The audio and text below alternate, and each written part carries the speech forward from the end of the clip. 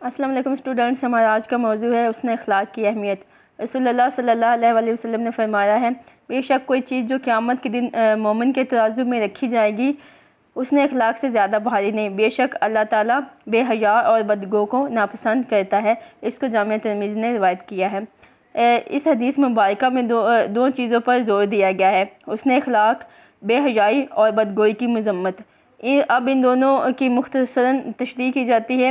حسن اخلاق کیا ہے؟ اس حدیث مبارکہ میں حسن اخلاق کی اہمیت پر زور دیا گیا اور زندگی میں اس کے اثرات کے بارے میں بتایا گیا۔ اخلاق کیا ہے؟ اخلاق خلق کی جمع ہے۔ اس کے معنی ملن ساری، خوش مزاجی، عادت، خصلت اور مروت کے ہیں۔ سید سلمان ندوی رحمۃ اللہ علیہ لکھتے ہیں، اخلاق سے مقصود باہم بندوں کے حقوق و فرائض کے وہ تعلقات ہیں جن کو ادا کرنا انسان کے لیے ضروری ہے۔ حسن اخلاق جو ہے وہ لفظ خلق سے اخلاق کی خلق کی جمع جو ہے وہ اخلاق ہے، اور اس کا مطلب ہے ملن ساری، یعنی کہ خوش مزاجی سے دوسروں سے جو میل ملاپ کیا جاتا ہے اس کو بولا جاتا ہے کہ وہ ہے حسن اخلاق۔ دوسرے لوگوں سے اپنی خصلت کے مطابق اور ان کے ساتھ مروت کا سلوک جو روا رکھا جاتا ہے اس کو کہا جاتا ہے حسن اخلاق۔ اخلاق کی اہمیت درج ذیل امور سے عیاں ہوتی ہے۔ مقصد باعث نبی صلی اللہ علیہ وسلم مکارم اخلاق کی تعلیم و تربیت۔ باعث نبی صلی اللہ علیہ وسلم کا مقصد حسن اخلاق کی تکمیل بتایا گیا ہے۔ حالانکہ انبیاء کے آنے کا مقصد اپنے اندر کئی مقاصد لیے ہوئے ہوتا ہے۔ آپ صلی اللہ علیہ وسلم نے فرمایا، مجھے حسن اخلاق کی تکمیل کے لیے بھیجا گیا۔ ایک دوسری حدیث میں آپ صلی اللہ علیہ وسلم نے فرمایا، بے شک میں تو بھیجا ہی اس لیے گیا ہوں کہ اخلاق حسنہ کی تکمیل کروں۔ تو آپ صلی اللہ علیہ وسلم نے اپنے آنے کا جو مقصد ہے وہ ان الفاظ میں جو ہے بیان فرمایا کہ بے شک میں تو بھیجا ہی اس لیے گیا ہوں کہ اخلاق حسنہ کی تکمیل کروں۔ جو آپ صلی اللہ علیہ وسلم سے پہلے انبیاء کرام دنیا میں تشریف لائے، ان کا جو بنیادی مقصد جو تھا وہ اللہ کے احکام لوگوں تک پہنچانا تھے۔ ان کا بھی جو کام تھا وہ اخلاق حسنہ ہی تھا اور لوگوں کو انسانیت کا پیغام دینا تھا اللہ کے احکام کو مانتے ہوئے۔ لیکن اس کی تکمیل کیا ہوئی کہ اس کی اینڈنگ میں ان کے سارے اخلاق کو جو ہے جامعہ جو ہیں وہ آپ صلی اللہ علیہ وسلم کی تعلیمات کے اندر ملتا ہے۔ تو آپ صلی اللہ علیہ وسلم نے خود فرمایا کہ بے شک میں تو بھیجا ہی اس لیے گیا ہوں کہ اخلاق حسنہ کی تکمیل کروں۔ نبی کی امتیازی صفت۔ حسن اخلاق تمام انبیاء کی امتیازی صفت ہے، اور یہ صفت ہمارے نبی کریم صلی اللہ علیہ وسلم میں بادرجہ اتم عطا کی گئی۔ یہی صفت اسلام کی اشاعت میں اہم کردار ادا کرتی ہے۔ حضرت ابو ذر غفاری کو ان کے بھائی نے آپ صلی اللہ علیہ وسلم کی صفت بیان کرتے ہوئے کہا، میں نے آپ صلی اللہ علیہ وسلم کو دیکھا ہے کہ لوگوں کو اخلاق حسنہ کی تعلیم دیتے ہیں۔ تو ابو ذر غفاری جو تھے انہوں نے اپنے بھائی کو ان الفاظ میں گواہی دی اور فرمایا کہ آپ صلی اللہ علیہ وسلم کے بارے میں بیان کرتے فرمایا کہ آپ صلی اللہ علیہ وسلم کے بعد میں نے خود دیکھا ہے کہ وہ لوگوں کو کیا کرتے ہیں، اخلاق حسنہ کی تعلیم دیتے ہیں۔ تو باقی انبیاء بھی جو دنیا میں تھے وہ سارے ہی جو ہیں حسن اخلاق کی تعلیم دیتے تھے۔ ان سب جو انبیاء کے اندر جو حسن اخلاق پایا جاتا تھا، لیکن یہ جو آپ صلی اللہ علیہ وسلم کا جو تھا ان کے اندر بدرجہ جو ہے موجود تھی، اور تمام صفات میں یہ جو سب سے زیادہ بھاری جو صفت تھی وہ آپ صلی اللہ علیہ وسلم کے اندر حسن اخلاق تھی۔ دعائے نبی صلی اللہ علیہ وسلم، نبی کریم صلی اللہ علیہ وسلم نے اللہ تعالیٰ سے حسن اخلاق کی صفت جو ہے اس کو عطا کرنے کی دعا کی۔ پیغمبر کی دعا کوئی معمولی چیز نہیں۔ دعائے نبی صلی اللہ علیہ وسلم کے الفاظ یہ ہیں، خدایا تو مجھ کو تو مجھ کو بہتر سے بہتر اخلاق کی طرف رہنمائی کر، تیرے علاوہ کوئی بھی بہترین اخلاق کی راہ نہیں دکھا سکتا۔ تو آپ صلی اللہ علیہ وسلم نے اللہ تعالیٰ سے دعا کی کہ ان کے اندر کیا ہے کہ حسن اخلاق کی جو ہے صفت پیدا کرے، اور مین کے جو کوئی بھی پیغمبر ہے جو کسی عمل کے لیے اللہ تعالیٰ سے دعا کرتا ہے تو وہ عمل کوئی چھوٹی چیز نہیں ہوتی، اور آپ صلی اللہ علیہ وسلم جو کہ جن پہ اللہ تعالیٰ نے اپنی جو ہے نبوت کا جو خاتمہ فرمایا، تو ان کا اس چیز کے لیے دعا کرنا کہ خدایا تو مجھ کو بہتر اخلاق کی طرف اور میری بہتر اخلاق کی طرف رہنمائی کر، تیرے علاوہ کوئی بھی بہترین اخلاق کی راہ نہیں دکھا سکتا۔ مین کہ اللہ کے علاوہ انسان کے کوئی ایسا مددگار نہیں ہے کہ جو انسان کے اندر اخلاق حسنہ جو ہے وہ پیدا کر سکے۔ صرف یہ اللہ تعالیٰ کی ذات ہی ہے جو انسان کے اندر اخلاق کی جو صفت ہے اس کو پیدا کرے۔ کامل مومن کی نشانی، ایک معیاری اچھے اور کامل مومن کی نشانی یہ بیان کی گئی کہ وہ اچھے اخلاق کا حامل ہوتا ہے۔ نبی کریم صلی اللہ علیہ وآلہ وسلم نے فرمایا یقیناً مومنوں میں سے ایمان کے لحاظ سے کامل مومن وہ ہے جس کا اخلاق سب سے اچھا ہے۔ تو کامل مومن کی جو ہے اسلام کے اندر جو ہے نشانی یہ بیان کی گئی کہ تم میں سے مومنوں میں سے، ان کے سارے اللہ کی ماننے والے، تو مومنوں میں سے کامل مومن کیا ہے؟ کامل جو مومن ہے جس کو ایمان کے لحاظ سے دیکھا جائے وہ ہے جس کا اخلاق سب سے زیادہ اچھا ہے۔ میزان قیامت میں بھاری عمل، حسن اخلاق کو قیامت میں پلڑا اعمال میں بہت بھاری عمل کی حیثیت حاصل ہوگی۔ ارشاد نبی صلی اللہ علیہ وآلہ وسلم ہے قیامت کے روز ترازو میں حسن اخلاق سے زیادہ بھاری کوئی چیز نہیں ہوگی کہ حسن اخلاق والا اپنے حسن خلق سے ہمیشہ کے روزہ دار اور نمازی کا درجہ حاصل کر لیتا ہے۔ تو قیامت کے دن جو نماز کا ہے قیامت کے دن میزان جو ہوگا اس کے اندر سب سے زیادہ جو بھاری چیز ہے جس کا سب سے زیادہ وزن ہوگا وہ ہوگا حسن اخلاق۔ جو حسن اخلاق ہوگا وہ اس کی بھی جگہ وہ جو ہے جس نے ہمیشہ روزے رکھے ہوں گے اور ہمیشہ جو جس نے نماز ادا کی ہوگی اس کے جتنا وہ درجہ حاصل کر لے گا۔ اگر وہ کہ بالفرض کچھ انسان ہوتے ہیں وہ ان کا اگر وہ حقوق اللہ جو ہیں اس طرح سے ادا نہیں کر پاتے جتنے کہ باقی ایک عابد جس طرح سے ایک عابد کرتا ہے، تو اگر اس کا جو ہے وہ اخلاق اچھا ہے تو فرمایا گیا کہ وہ جو ہے وہ اپنے حسن خلق سے ہمیشہ کے روزہ دار اور نمازی کا درجہ حاصل کر لیتا ہے۔ قیامت کے روز بھی اس کا جو نامہ مال ہوگا اس کے اندر سب سے زیادہ جو بھاری چیز ہوگی جو مومن ہوگا اس کے اندر سب سے اس کی بھاری جو چیز ہوگی وہ اس کے حسن اخلاق ہوں گے۔ بہترین عطیہ خداوندی، سب سے اچھا عطیہ جو قدرت کی طرف سے انسان کو عطا ہوتا ہے وہ حسن اخلاق ہے۔ حسن اخلاق انسان کی عظمت کو چار چاند لگا دیتا ہے۔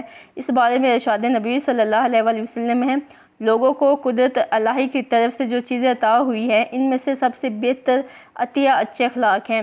تو بہترین عطیہ ہے کسی انسان کا اچھا اخلاق ہونا، اس کو اللہ کی طرف سے جو ایک بہترین عطیہ ہے، بہترین تحفہ ہے جو اللہ تعالیٰ نے اس کی جو ہے جو خصلت میں پیدا فرمایا کہ اس کو اچھا جو ہے خلق عطا کیا ہے۔ تو اللہ تعالیٰ کی جو عطا کی ہوئی چیزوں میں سب سے جو اچھا تحفہ ہے وہ کیا ہے؟ اچھے اخلاق ہیں۔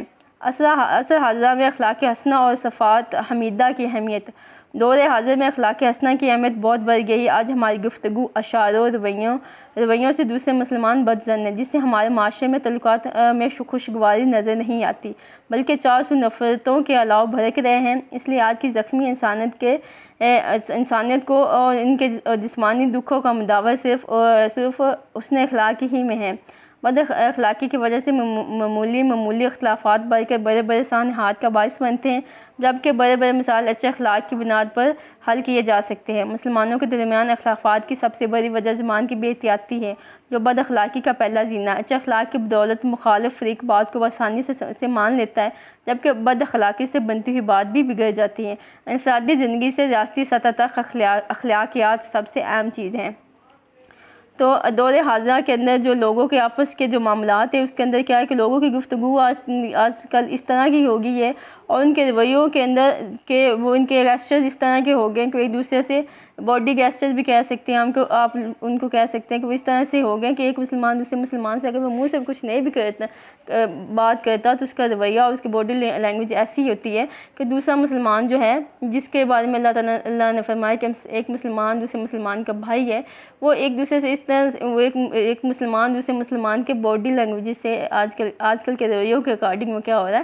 بدظن ہو رہا ہے، جس سے ہمارے معاشرے کے اندر جو خوشگواری جو پہلے جو تھی پہلے کے لوگوں میں زیادہ تھی، آپ کے لوگوں میں اس سے کم ہے، تو وہ کم ہوتی جا رہی ہے بلکہ 400 نفرتوں کے علاوہ بھڑک رہے ہیں۔ اس لیے آج کی زخمی انسانیت کا جو سب سے موسٹ جو ان کا علاج کیا جا سکتا ہے ان کی جو روحانی اور جسمانی دکھوں کا اگر مداوع کسی چیز کے اندر ہے تو وہ صرف حسن اخلاق ہے۔ بد اخلاقی کی جو نقصانات میں اگر اس کے دیکھا جائے تو اس کے اندر بد اخلاقی کے نقصانات کے اندر یہ کہ اس سے چھوٹی سے بات سے بڑے جو ہیں معاملات جو ہوتے ہیں وہ کریٹ ہو جاتے ہیں، دین کیا اس سے سانحات جو بڑے سانحات کا باعث بنتے ہیں۔ اگر انسان کے اچھے اخلاق ہوں گے تو وہ کیا ہے، وہ چھوٹی جو معاملات ہے اس کو خوش جو ہے اخلاقی سے اس کو سنوار سکتا ہے، اور اس کو جو ہے فریق کی جو باتیں ہیں اس کو اس نے اخلاق کی بدولت اس کو آسانی سے سمجھا سکتا ہے۔ جبکہ بد اخلاقی سے کوئی بات، اگر کوئی معاملہ صحیح بھی ہو رہا ہے تو اگر بد اخلاقی سے پیش آیا جائے تو وہ جو معاملہ صحیح ہونے کے بجائے وہ غلط ہو جاتا ہے۔ تو اس کو ہم لوگ اپنی انفرادی اور جو ہے ریاستی سطح پر بھی دیکھیں تو اخلاقیات جو ہیں وہ سب سے اہم چیز ہیں، حسن خلق جو ہے وہ سب سے اہم چیز ہے جس کے مطابق جو ہے زندگی کے معاملات کو صحیح طرح سے حل کیا جا سکتا ہے۔ بے حیائی اور بد زبانی کی مذمت۔ اس حدیث کے دوسرے حصے میں بے حیائی اور بد زبانی کی مذمت کی گئی، ان کی تفصیل درج ذیل ہے۔ بے حیائی، اسلام میں بے حیائی کی شدید مذمت کی گئی اور حیا کو ایمان کا حصہ قرار دیا گیا۔ نبی کریم صلی اللہ علیہ وسلم نے فرمایا حیا ایمان کا حصہ ہے۔ اس کے علاوہ نبی کریم صلی اللہ علیہ وسلم نے فرمایا حیا اور ایمان باہم لازم و ملزم ہیں، جب ان میں سے کسی ایک کو اٹھا لیا جائے گا تو دوسرا بھی اٹھا لیا جائے گا۔ اس کے علاوہ نبی کریم صلی اللہ علیہ وسلم نے حدیث میں بے حیائی کی مذمت فرمائی، چنانچہ آپ صلی اللہ علیہ وسلم نے فرمایا جس چیز میں فحش ہو وہ اس کو عیب دار کر دے گا، اور حیا جس چیز میں آ جائے وہ اس کو عمدہ کر دے گا۔ اس کے علاوہ ایک اور حدیث میں ارشاد نبی صلی اللہ علیہ وسلم میں بے شک سابقہ نبیوں کے کلام میں سے لوگوں نے جو حکمت حاصل کی وہ یہ ہے کہ جب تو حیا نہ کرے پھر تو جو چاہے کر۔ تو اسلام کے اندر بے حیائی کی باتوں کی جو ہے شدید مذمت کی گئی ہے، اور اس کے اندر جو ہے حیا باتوں کے اندر بھی، اپنے رویوں کے اندر بھی جو ہے حیا کو ایمان کا حصہ قرار دیا گیا ہے، مین کہ جس کے اندر حیا ہے اس کے اندر امان ہے۔ تو آپ صلی اللہ علیہ وسلم نے فرمایا جب ان میں سے کسی ایک کو اٹھا لیا جائے گا تو دوسرا بھی اٹھا لیا جائے گا، مین کہ جس کے اندر حیا نہیں ہوگا اس کا امان بھی اٹھا لیا جائے گا۔ اس کے علاوہ آپ صلی اللہ علیہ وسلم نے فرمایا جس چیز میں فحش ہو وہ اس کو عیبدار کر دے گا، اور اور حیا جس چیز میں آ جائے وہ اس کو عمدہ کر دے گا۔ تو جو اسلام کے جو بھی زندگی کے معاملات ہیں اگر تو وہ حیا کے دائرے میں آتے ہیں، ان کے اندر فحش چیز نہیں آتی تو وہ اس کو عیبدار نہیں اس معاملے کو عیبدار نہیں کرتا۔ اگر زندگی کے کسی بھی معاملے میں فحش اور یا پھر فحش چیز آ جاتی ہے تو وہ اس چیز کو یا اس معاملے کو وہ عیبدار کر دیتی ہے، اور حیا جس چیز میں آ جائے وہ اس معاملے کو یا اس کام کو کیا کر دیتا ہے، عمدہ کر دیتا ہے۔ تو جو ہم سے پہلے سابقہ انبیاء کرام ہیں جو ان کے کلام ہیں ان میں سے جو نتیجہ کیا نکلتا ہے، نتیجہ یہ ہے کہ جس انسان کے اندر حیا نہیں اس کے بعد جو وہ مرضی کرے، مین کہ انسان کے اندر اگر حیا نہیں تو اس کے بعد وہ جو مرضی کر سکتا ہے۔ اس کو بخاری نے جو ہے روایت کیا ہے۔ بد زبانی ایک خطرناک مرض ہے جس کے حدیث میں بے شمار نقصانات بیان کیے گئے، جن میں سے چند ایک درج ذیل ہیں۔ سب سے مہلک چیز، زبان سب سے خطرناک چیز ہے جو انسان کے مال کو غارت کر دیتی ہے۔ اس لیے نبی کریم صلی اللہ علیہ وسلم سے ایک صحابی نے پوچھا میرے بارے میں آپ صلی اللہ علیہ وسلم کو سب سے زیادہ خطرہ کس چیز کا ہے؟ آپ صلی اللہ علیہ وسلم نے زبان کو پکڑ کر فرمایا اس کا ڈر ہے۔ ایک اور حدیث میں فرمایا جو مجھے زبان اور شرمگاہ کی حفاظت کی ضمانت دے میں اسے جنت کی ضمانت دیتا ہوں۔ تو جو سب سے زیادہ مہلک چیز ہے جو انسان کی تباہ کرتی ہے، انسان کے اخلاقیات، انسان کے جو اعمال ہیں، وہ جو سب سے زیادہ جس چیز کو جو ہے مال کو غارت کرنے والی چیز ہے وہ کیا ہے؟ انسان کی زبان ہے۔ تو آپ صلی اللہ علیہ وسلم نے فرمایا جو مجھے اپنی زبان اور شرمگاہ کی حفاظت کی ضمانت دیتا ہے میں اسے کیا کرتا ہوں؟ میں اسے جنت کی ضمانت دیتا ہوں۔ زبان کا زخم تلوار سے گہرا، زبان ایسا ہتھیار ہے جس کا لگایا ہوا زخم بہت خطرناک ہوتا ہے، اس لیے بس زبانی سے پرہیز کرنا چاہیے۔ نبی کریم صلی اللہ علیہ وسلم نے فرمایا زبان سے جو زخم لگے گا وہ کبھی ٹھیک نہیں ہوتا، لیکن تلواروں کے زخم درست ہو جاتے ہیں۔ اس لیے ایک حدیث میں فرمایا مسلمان وہ ہے جس کے ہاتھ اور زبان سے دوسرا مسلمان محفوظ رہے۔